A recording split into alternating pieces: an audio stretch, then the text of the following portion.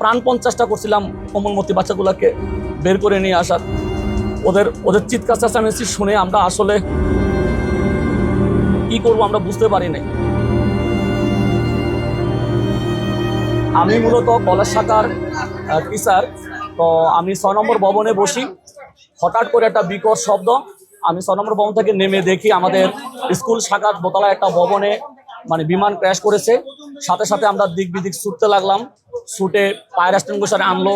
আমরা দক্ষিণ পাশের কিছু গ্রিল, উত্তর পাশের 2টা গ্রিল ভেঙে বাচ্চাদেরকে উদ্ধার করছি। এবং বিমানটা এমন জায়গায় ক্র্যাশ করেছে যে সিঁড়ি রুম ছিল, সিঁড়ি রুম দিয়ে আসলে বের হওয়ার মতো অবস্থা ছিল না। এজন্য দক্ষিণ পাশ উত্তর পাশের যে রুমগুলো ছিল ওই রুমগুলোর বাচ্চাগুলো মোটামুটি সেফ ছিল। আর আমাদের ছুটি কিন্তু ওই দিন একটাই হয়েছিল। একটা ছুটি হওয়ার পর বিমানটা ক্র্যাশ করছে মেবি একটা 12তে ক্র্যাশ করেছে। তো ছুটি হওয়ার পরে কিছু বাচ্চা ওয়েটিংয়ে ছিল গার্ডিয়ানের জন্য, কিছু বাচ্চা ক্যাম্পাস লিভ করে চলে গেছে। তো এই জন্য আসলে হতাহতের খবরটা আমরা এক্স্যাক্টলি বলতে পারতেছি না, এটা নিয়ে তদন্ত কমিটি গঠন করা হয়েছে আমাদের 6 সদস্য বিশিষ্ট। আমরা হয়তো তদন্ত কমিটির যে রিপোর্ট আসবে সেটা আপনারা জানতে পারবেন এতে। আর আমরা আসলে অনেক মর্মাহত বিষয়টা নিয়ে। আমি এবং আমার এই যে মোস্তফা স্যার, আমরা দুজনেই ছিলাম। আপনারা হয়তো দেখবেন বিভিন্ন জায়গায় আমরা ছুটাছুটি করছিলাম।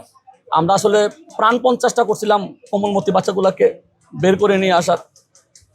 ওদের চিৎকার চেঁচামেচি শুনে আমরা আসলে কি করবো আমরা বুঝতে পারি নাই।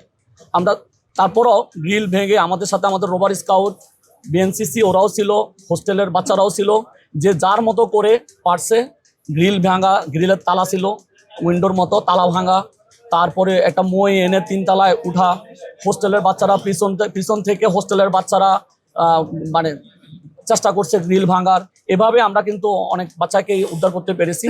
আর সরাসরি যে রুমটাতে আঘাত করেছে ওটা এবং তার পাশের রুমের বাচ্চাগুলা, ওখানে কতজন ছিল এক্স্যাক্টলি এটা আমরা এখনো মানে বুঝতেছি না, যেহেতু ছুটির পরে ঘটনাটা ঘটলো। এটা নিয়ে কমিটি গঠন করা হয়েছে, হয়তো আমরা জানতে পারবো আর কি।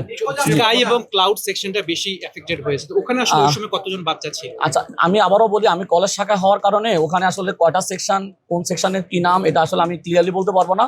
তবে যেহেতু ছুটির পরে আমরা একজন ম্যাডামের মারফতে জানতে পারলাম যে ওখানে জাস্ট বাচ্চারা ওয়েটিং করতেছিল। শুধু যে স্কাই সেকশনের স্টুডেন্টে ছিল তা না, বিভিন্ন সেকশনের স্টুডেন্টে ওখানে ওয়েট করছিল, আবার অনেকে চলে গেছে এরকম আর কি। ওখানে এক্স্যাক্টলি শুধু ক্লাস চলতেছিল এরকম না যে ক্লাস চলতেছিল 30 জন বাচ্চা ক্লাসে ছিল, হঠাৎ করে এসে 30 জন বাচ্চার উপর দিয়ে বিমান চলে গেছে এরকমও না। ঘটনাটা ছুটির পরে হলো।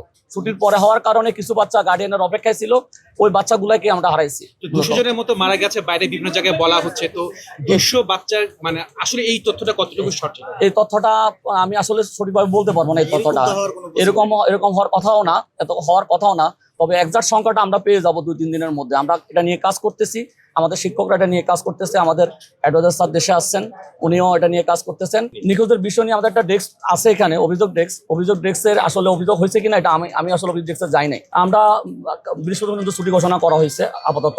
এরপর রোববার থেকে ক্লাস শুরু হবে কিনা এটা নিয়ে ডিক্লার নাই, বাট প্রথম অ্যানাউন্সমেন্টে রবিবার পর্যন্ত আমাদের সকল শ্রেণী পরীক্ষা কার্যক্রম বন্ধ আছে আপাতত। আগুন লাগার পরে ভবনের সামনে এসেছি, যেহেতু আমরা পাশের ভবনে ক্লাস নেই, আমরা কলেজ শাখায়। ওখানে আসলে এক্স্যাক্টলি কতজন বাচ্চা ক্লাস করতেছিল, কারা ছিল, এটা ওই রিলেটেড টিচাররাই বলতে পারবে, কিন্তু শত শত হওয়ার কথা না।